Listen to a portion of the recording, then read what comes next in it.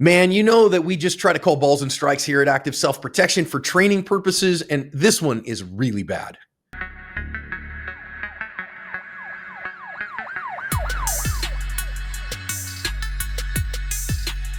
Hi, everyone. Welcome to today's badge cam lesson here at Active Self-Protection. I'm your host, John Correa. I'm your co-host with bronchitis, Mike Williver, and today's video comes to us from Charlotte County, Florida. MagTech is the only freedom seed I use on the range. I personally have over 100,000 rounds downrange of MagTech, and it's unbelievably reliable, very accurate, and a great value. Pick some up for your next range trip wherever you shop for range supplies. The call for service here is a man has said that his next door neighbor has damaged his property. So he calls the cops for a criminal mischief and damage to property. The police came out, took a look at it. They didn't really have any evidence. But then the guy's next door neighbor caught up with him at the country club and punched him in the face. And there was evidence of that. So then that guy asked the local sheriff's office to accompany him back home because he didn't feel comfortable going into his home with his next door neighbor there who had punched him in the face.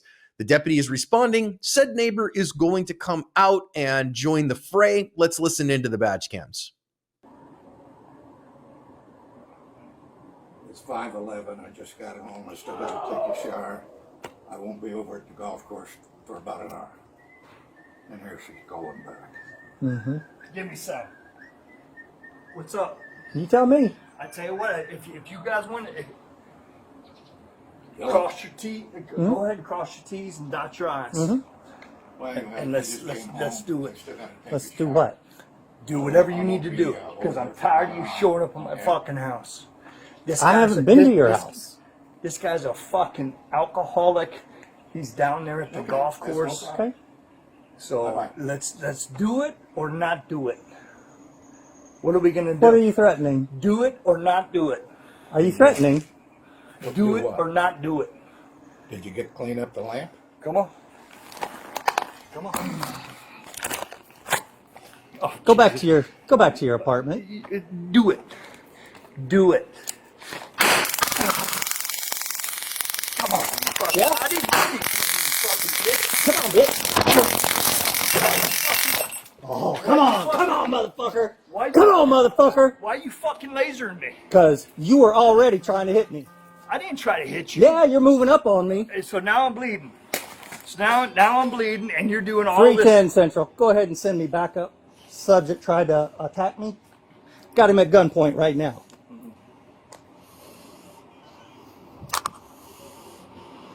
You need to get down on your knees. I haven't done anything wrong. Get on your knees now. I haven't done anything wrong.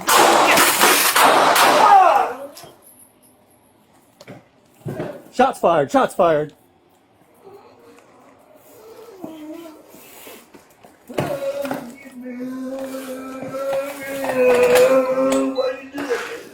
You can't come at me like that.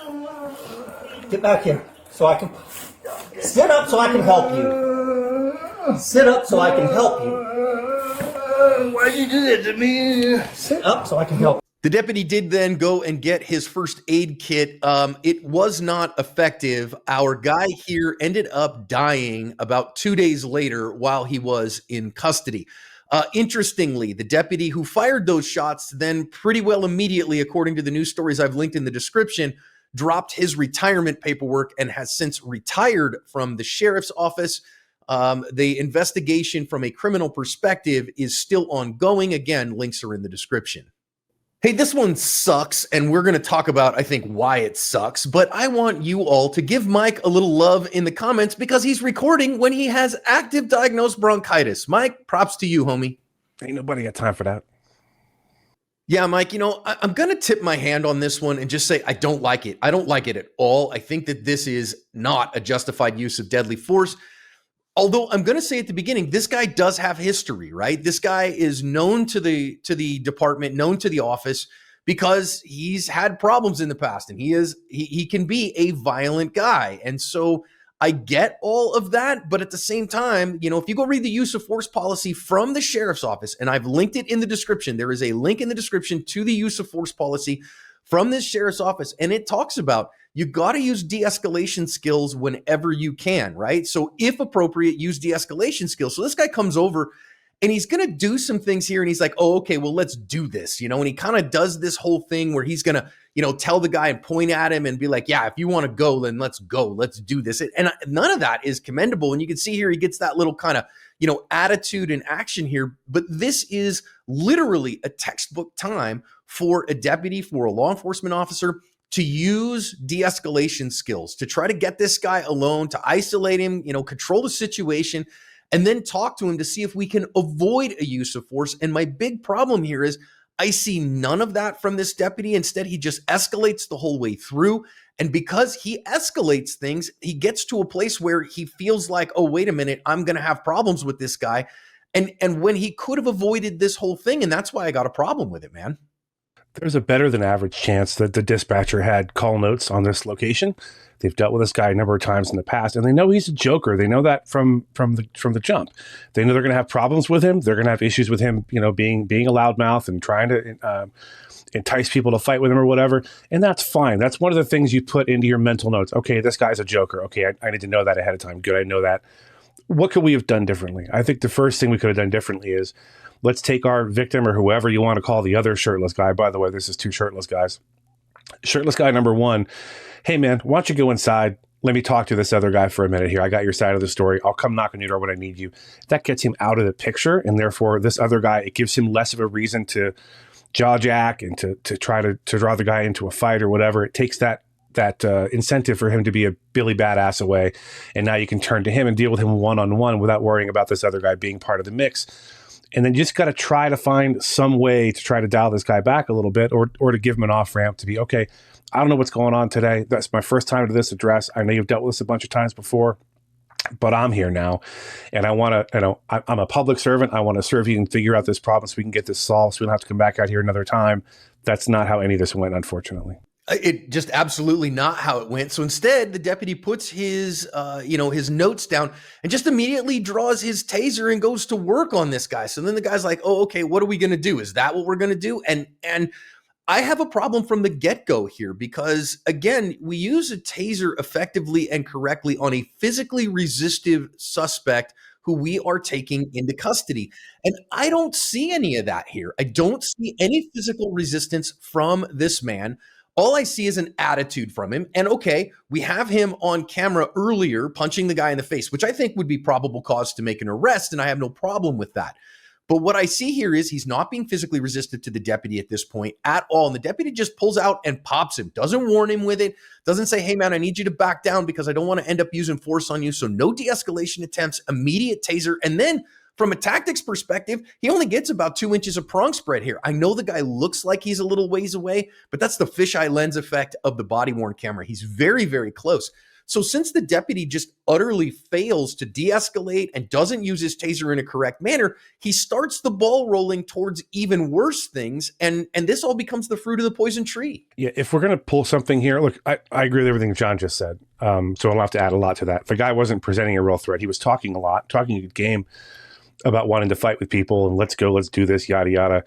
But I think pulling the taser just escalated him further. You saw him, have that look on his face like, oh, this is what we're doing now. Okay. Tough guy, whatever. I think it was counterproductive. If I'm going to draw anything at this point, at this distance, I don't know a lot about tasers, but I know you need a little bit more standoff distance to get the prong spread so they're effective. If I'm going to draw anything at this point, it's OC spray because A, it's much more likely to work, unfortunately, for the good people over at Taser, and B, it's going to disorient him and keep him disoriented, not just for the 7 or 8 second ride on the Taser, but it's going to keep him out of the fight for a little bit. And for whatever reason he went right for the Taser, I can't imagine this is justified under the use of force policy. I perused it as well. John sent it to me before we did this video. And this is a case I think of, I've started down this road and now I've got to continue down this road, tool fixation, whatever you want to call it. But I think a couple of points here, this is one of them. And then again, when he draws the gun, this is a case of, I as the deputy realize I've gone over the top here. I've gone a little bit too far. I need to dial it back. I need to give myself permission to look a little silly or maybe a little chagrined because I took this farther than it needed to go. Now I'm going to take it back a notch here. I'm going to draw this and I'm going to start talking to the guy or using my hands instead of a tool or whatever. And he just didn't give himself permission to back down a little bit. And that's part of the problem moving forward. It really is. And that's my big issue here is the lack of real justification to use the taser in this particular case. He was not physically resistive at the time. Now, from a tactics perspective, officers, I want you to see this. I think what he has here is a Series 7 taser that has both the long range and the short range probes in it. And you can see he's got only a couple of inches. You can see the dots on the guy. He's only got a couple inches of prong spread here. That is not going to get neuromuscular incapacitation. It is not going to be effective. So either you got to back up into a range or flip over to your short range probes that have much farther prong spread so that you get enough prong spread to get neuromuscular incapacitation. I agree with Mike. I would much rather OC spray here because you know you stand a good chance of getting a traumatic brain injury when you hit somebody with the taser because he's going to fall over and hit his head on the concrete. And is there justification to do that here? Is there a warrant? Is there enough value to it to do that? I don't think so. So the guy swats it away because he doesn't want to get tased. So what does our deputy do instead? He draws a gun and points it at him. Now, I am generally of the mindset that a law enforcement officer, and we see them use firearms to intimidate and to force compliance relatively regularly. But, of course, what happens when you get the guy who is not impressed with your gun? And again, do I have a justification here in this case to draw a gun on this guy? Do I have evidence that he is a physically resistive suspect who is a threat to me or a threat to someone else? I really struggle with that here. And when officers don't have the confidence in their empty-handed skill set, in their less lethal tools, in their ability to choose something other than their firearm, and they introduce a firearm unnecessarily into an incident like this, I start having problems. And Mike, I'm pro cops, and I see cops do this all the time, and we recognize when it can be okay. But I just don't see it here. And so because of that, I think this one starts to get ugly to me. For those who are new to the channel, I was in law enforcement in various forms and fashions for about 30 years. In total, I was an instructor in defensive tactics and in firearms. And I would tell my students on a regular basis, be prepared for the guy or gal out there who's been through the system a few times, who's been arrested a few times, and for whom your gun is not an impressive tool. They're not going to be, scared of your gun. Your gun's not going to force compliance. They're not going to be intimidated by it.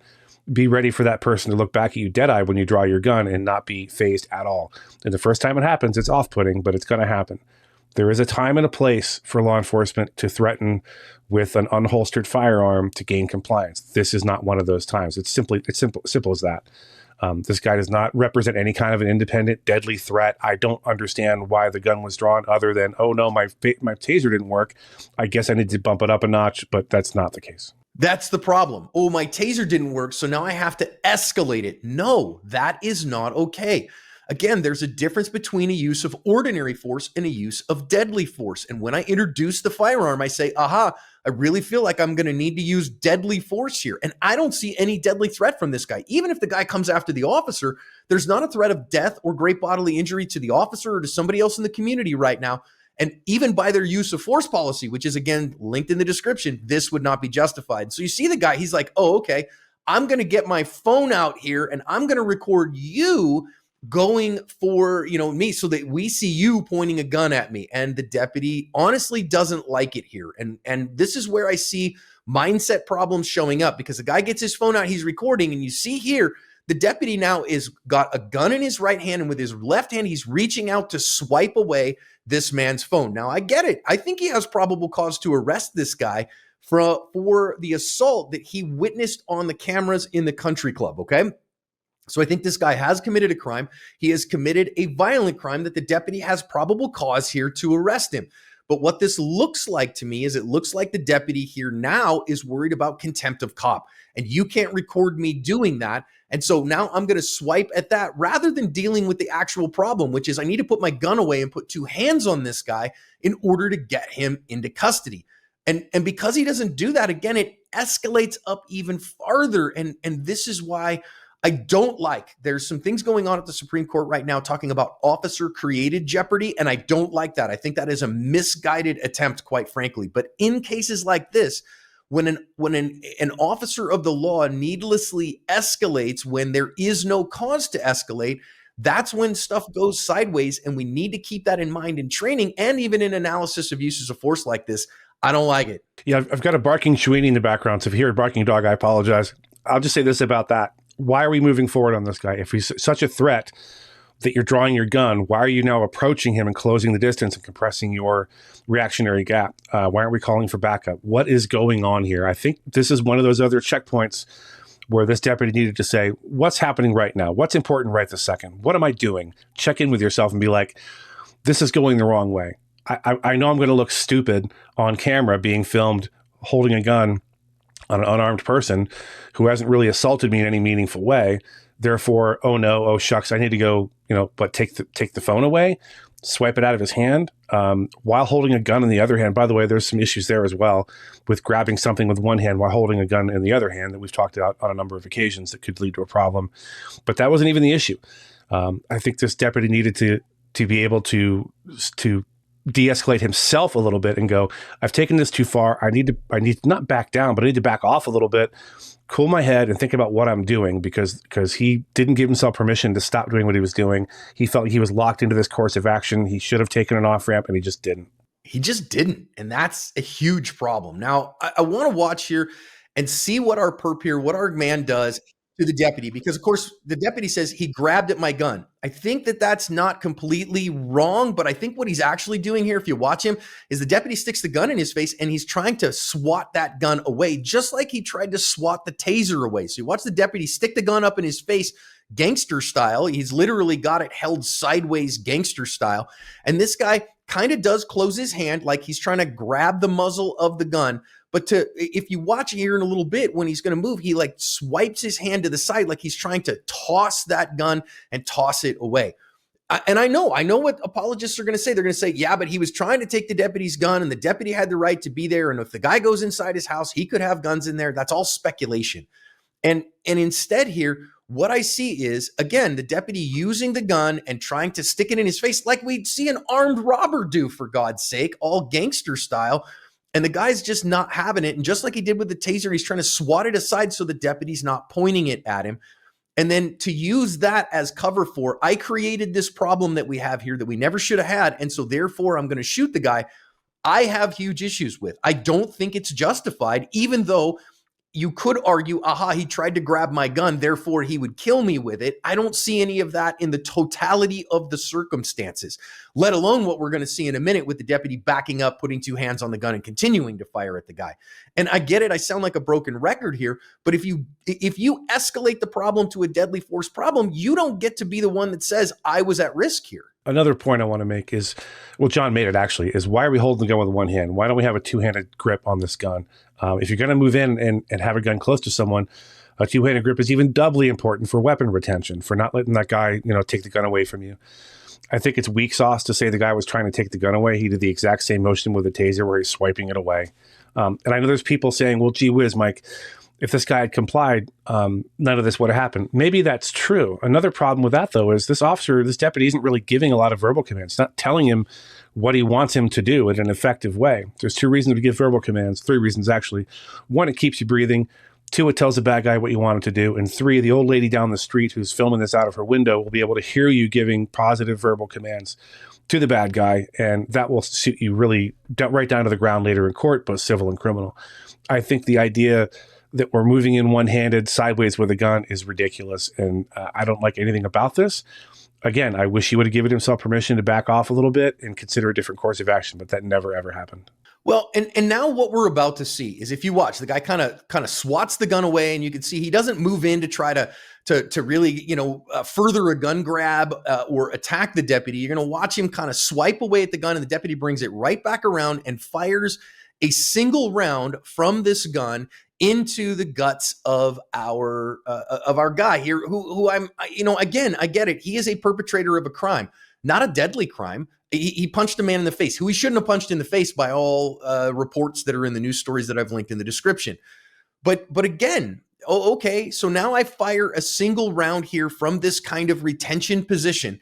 I want to note from a training perspective and a use of force perspective here in terms of tactics, techniques, and procedures, not talking about the legalities of it, that just putting a round in somebody, it may not change their behavior a whole lot. But I want you to also note here in the seconds leading up, is this man advancing on the deputy? Is he continuing to try to take the gun? No, he swatted away the gun and he's standing there. And so again, totality of the circumstances here.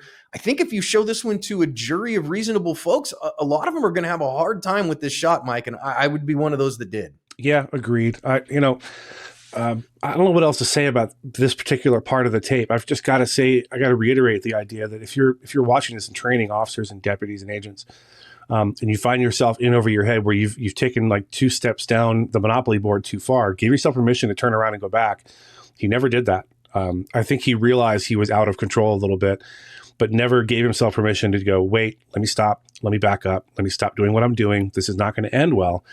This first shot is not justified, in my opinion. I know people are going to say, well, the guy wasn't complying and he, quote unquote, grabbed at the gun or pawed at the gun. All this deputy had to do was back up a couple of feet. I know he doesn't have a duty to retreat from a suspect, but wouldn't that have been better than firing a shot in this case? Now, if at that point this guy advances on him and keeps reaching for the gun, we're in a whole different territory. But again, why is the gun out in the first place? I have a lot of questions, not the least of which is, why did this deputy give himself the opportunity to back down a little bit and find another way to get this done? Now, watch here. Now, even if you think the first shot is okay, I start having even more significant challenges the second and third shots, because watch what goes down here as the deputy fires the first shot, backs up a couple of steps, puts 2 hands on the gun and brings it up to eye level. Again, do you see aggression from this man? Do you see him advancing on the deputy? Is there that which indicates via the totality of the circumstances that he is currently a risk of death or great bodily injury to the deputy? I don't see it. I just don't. I didn't see it to begin with, and I don't see it here. Now, of course, Mike, the deputy has put in his retirement paperwork, and so that'll pretty well end the internal affairs investigation because we don't have an employee to investigate anymore. But it won't end the criminal investigation. And is this the most egregious police shooting I've ever seen? No, but I wouldn't be surprised at all if this deputy ends up facing murder charges for what he's done here, because these second and third shots, I do not see anything resembling an imminent threat of death or great bodily injury to the deputy, to anybody else that justifies these. So we have to look ourselves in the eye as law enforcement and ask ourselves, what did I do the best job I could have done in a given situation?